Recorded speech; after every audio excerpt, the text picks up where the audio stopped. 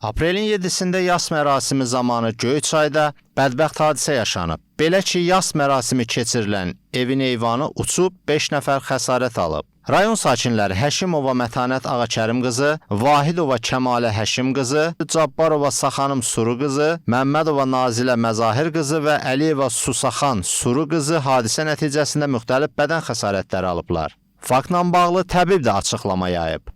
07.04.2025-ci il tarixdə saat 13:00 radlarında Göyçay rayonunun Qarayazı kəndində yas mərasimi zamanı eyvanın çökməsi nəticəsində 8 nəfər qadın cinsli şəxs xəsarət almışdır və bu xəsarətlər nəticəsində onlar Göyçay rayon Mərkəzi Xəstəxanasının təcili tibbi yardım bölməsinə hospitalizasiya olunmuşdur.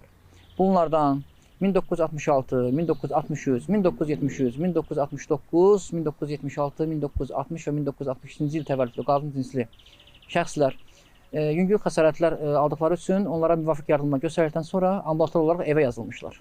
Ancaq 1973-cü il təvəllüdlü qadın cinsli şəxs isə çoxsaylı sınıqlar və onurğanın ciddi zədələnməsi nəticəsində ixtisaslaşmış tibb müəssisəsinə hospitalizasiya olunmuşlar.